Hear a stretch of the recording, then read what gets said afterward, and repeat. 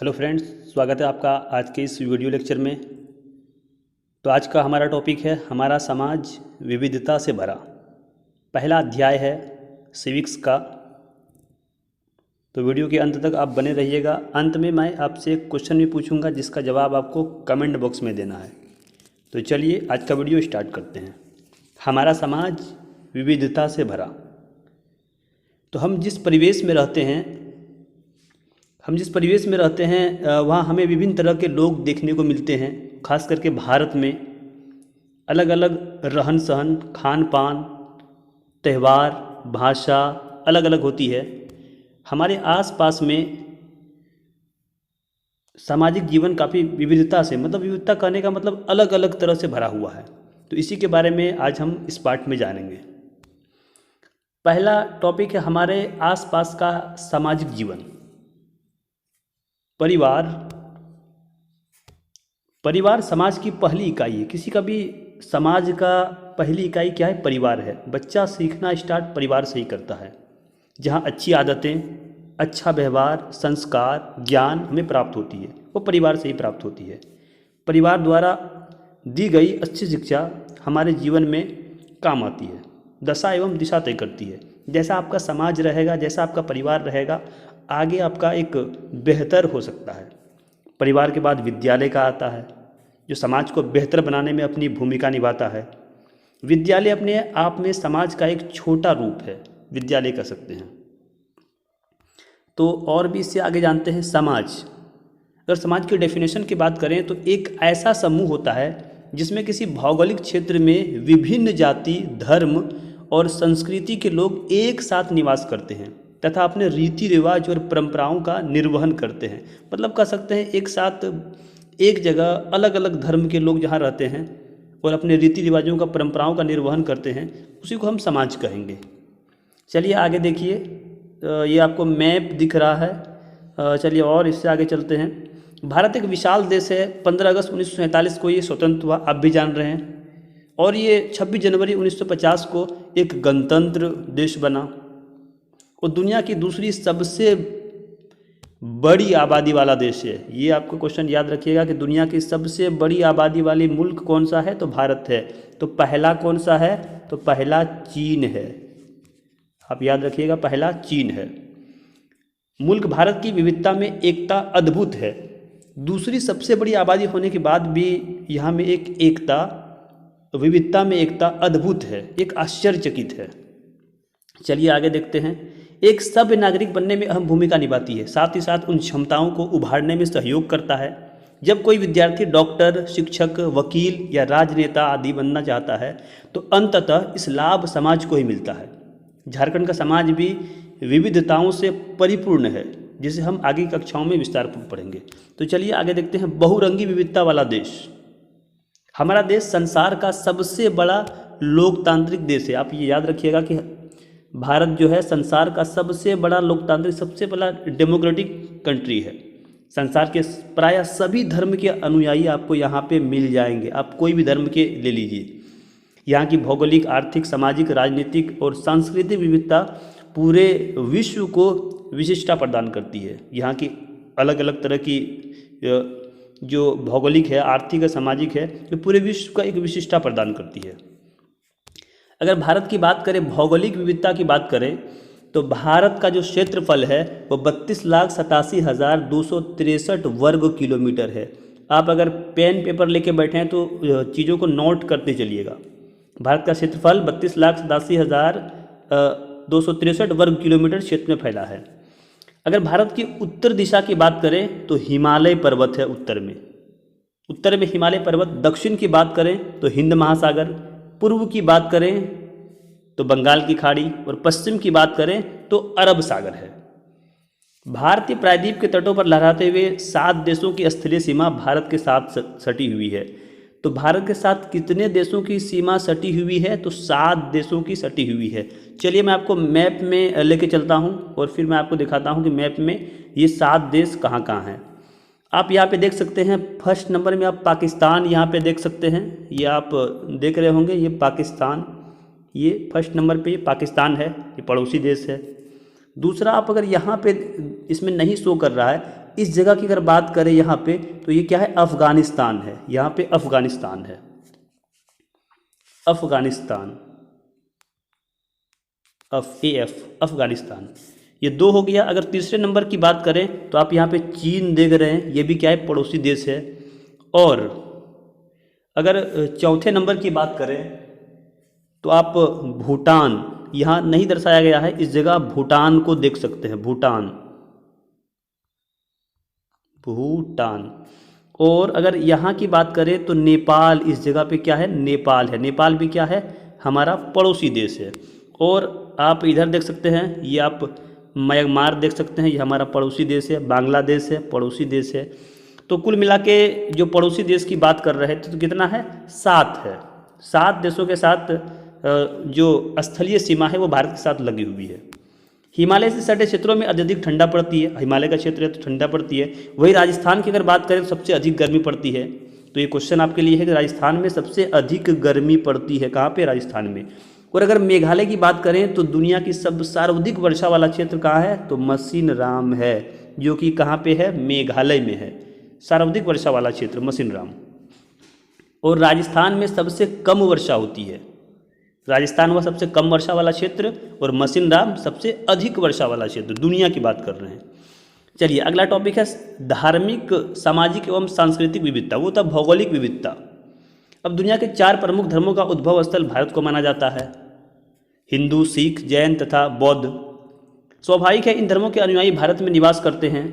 इसके अलावा इस्लाम, ईसाई, पारसी, अन्य धर्म के लोग भी यहाँ रहते हैं। इन धर्मों के अंदर भी कई पंथ है। हिंदू धर्म में शैव, शाक्त।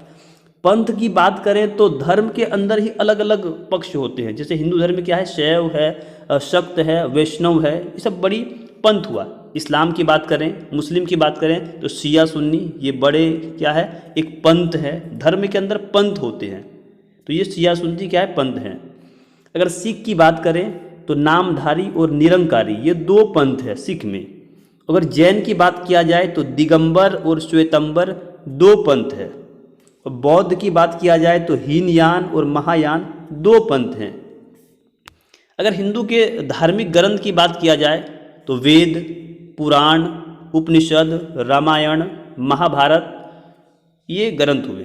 अगर इस्लाम की बात किया जाए तो कुरान। अगर ईसाइयों की बात किया जाए तो बाइबिल, ईसाइयों की सबसे बड़ी ग्रंथ है। और आगे चलते हैं, गुरु ग्रंथ साहब सिखों का सबसे बड़ा ग्रंथ है। गुरु ग्रंथ साहिब सिखों का है, गुरु ग्रंथ साहिब। और आगम सूत्र, ये जैन धर्म के लिए है आगम सूत्र। त्रिपिटक बौद्ध धर्मों का पवित्र ग्रंथ है। जेंदा अविस्ता पारसियों का पवित्र ग्रंथ है। तो इस तरह अलग अलग जातियों के अलग अलग ग्रंथ हैं, आपने देखा। और अलग अलग धर्म में अलग अलग पंथ भी थे। देश में अनेक जातियां हैं, उनकी पूजा पद्धति एवं रीति रिवाज भी अलग अलग है, विभिन्न है। गांव में रहने वाले विभिन्न धर्म एक जाति के लोगों से जीवन पद्धति भी अलग रहती है।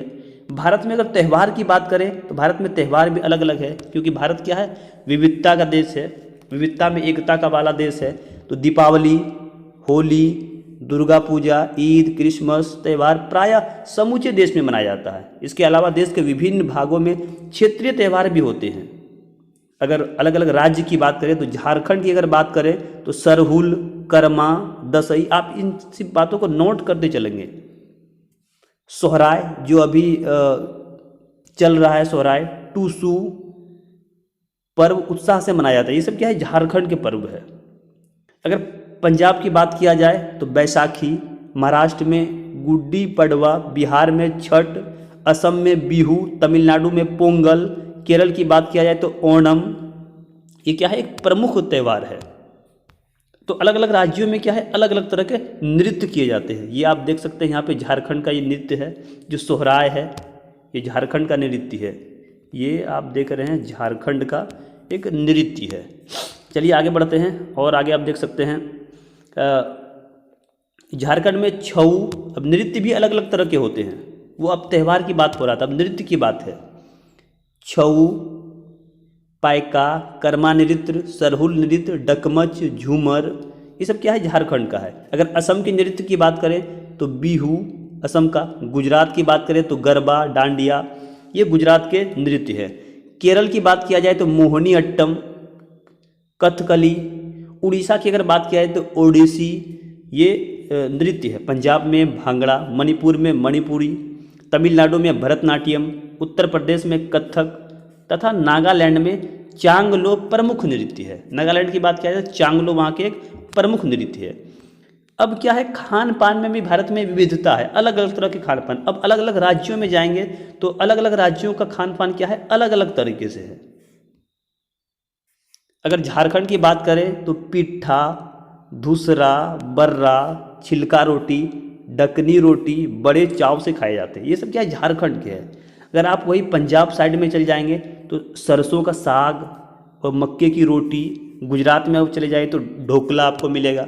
तो अलग अलग राज्यों में क्या है, अलग अलग तरह का है। ये आप देख सकते हैं, झारखंड का पारंपरिक धुसका है, ये दक्षिण भारत का पारंपरिक इडली है।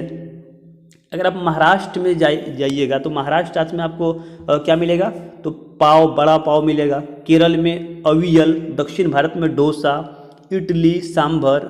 अगर आंध्र प्रदेश की बात किया जाए तो हैदराबादी बिरयानी, हलीम।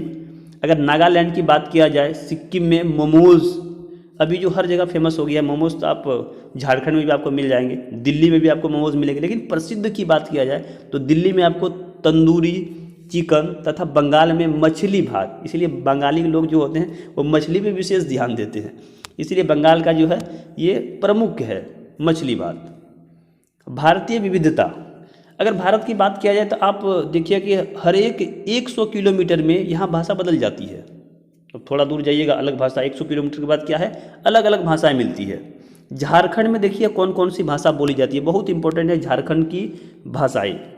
संथाली, मुंडारी, कुडू, कुड़माली, खोरठा, नागपुरी। और एक इसमें बात है कि 92वें संविधान संशोधन द्वारा संताली को संविधान की 8वीं अनुसूची में शामिल किया गया। जो संविधान संशोधन हुआ, संविधान संशोधन, तो 8वीं अनुसूची में, कब, 92वें संविधान संशोधन में 8वीं अनुसूची में संथाली भाषा को जोड़ा गया। ये आप याद रखिएगा। और एक यहाँ कोई क्वेश्चन बनता है कि स्वतंत्र भारत में सर्वप्रथम भाषा के तहत, भाषा के आधार पर गठित राज्य कौन है, तो आंध्र प्रदेश है, जो कि भाषा के आधार पर गठित किया गया था। और कब बना था, तो 1953 में। ये बात आप याद रखिएगा। हमारे देश में 1700 से अधिक भाषाएं बोली जाती है। कितनी भाषाएं बोली जाती है, तो 1700 से अधिक भाषाएं हमारे देश में बोली जाती है। या कुछ राज्य भी भाषा के आधार पर बनाए गए हैं। हिंदी का देश की शासकीय भाषा बनाया गया है। तो शासकीय भाषा कौन है, तो हिंदी क्या है, हमारे देश की शासकीय भाषा है। इसके साथ अंग्रेजी का प्रयोग भी किया गया है। संविधान की 8वीं अनुसूची में 22 भाषाओं का मान्यता है, मतलब 22 भाषाओं का जिक्र है। किसमें, 8वीं अनुसूची में। उनमें से कौन कौन है, ये आप याद रखिएगा। असमिया, बंगला, बोडो, डोगरी, गुजराती, हिंदी, कन्नड़, कश्मीरी, कोंकणी, मैथिली, मलयालम, मणिपुरी, मराठी, नेपाली, उड़िया, पंजाबी, संस्कृत, संथाली, सिंधी, तमिल, तेलुगु और उर्दू भी है। जो 22 भाषा जो है वो संविधान के अनुसूची में है, 8वीं अनुसूची में। चलिए इससे और भी आगे बढ़ते हैं। परिधान की विविधता, मतलब पहनावे में विविधता है।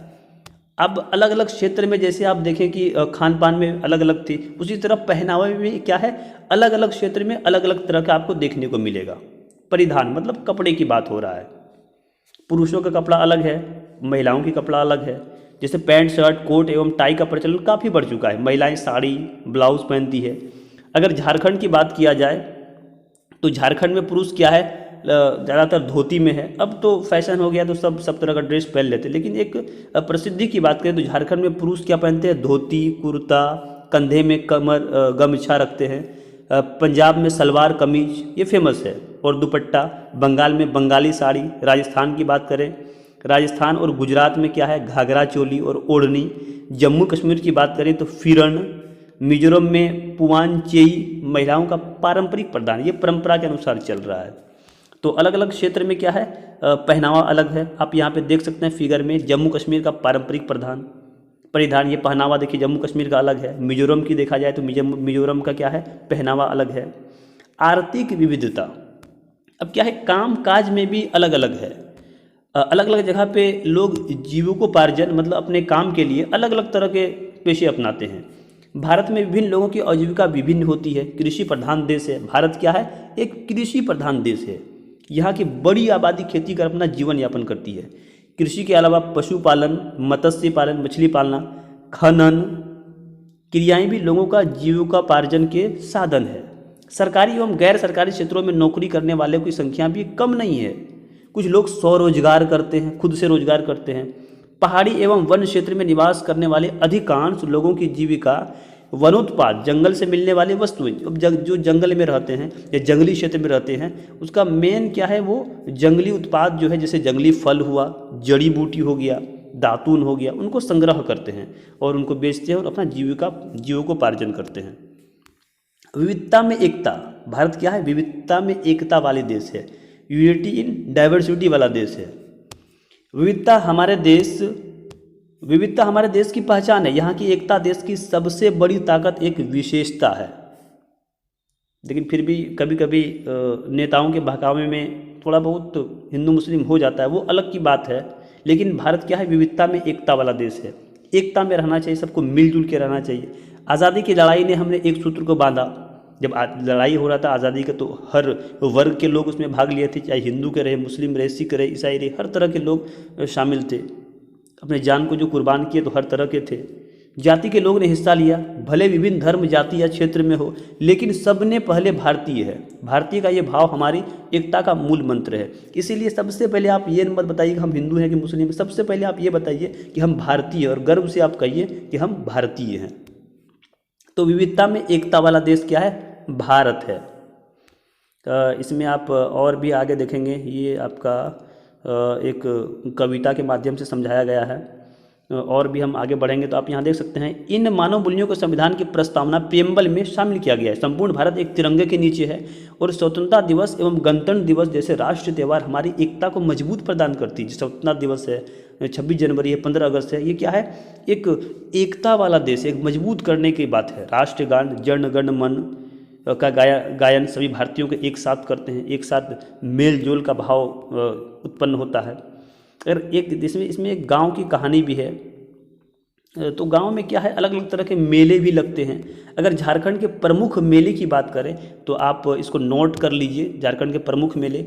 अगर श्रवणी मेला की बात करें तो ये देवघर में लगता है। हिजला मेला की बात किया जाए तो दुमका में लगता है।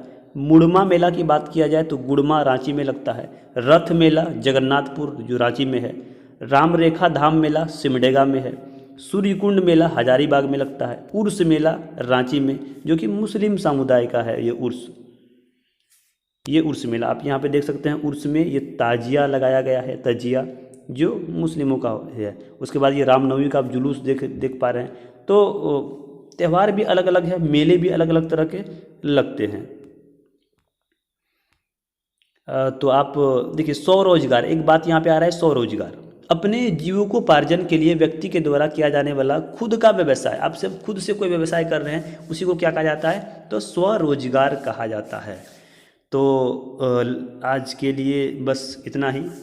तो आप एक क्वेश्चन, हर वीडियो के अंत में एक मैं क्वेश्चन आप लोगों को देता हूं, जो आपको कमेंट बॉक्स में उसका कमेंट करना है। तो ये क्वेश्चन आप नोट कीजिए कि सरहुल जो है, सरहुल किस राज्य का प्रमुख त्यौहार है? क्वेश्चन एक रिपीट करते हैं कि सरहुल किस राज्य का एक प्रमुख त्यौहार है? इसका जवाब आप कमेंट बॉक्स में दीजिएगा। तो चलिए आज के लिए इतना ही, मिलते हैं अगले वीडियो में, तब तक के लिए बाय।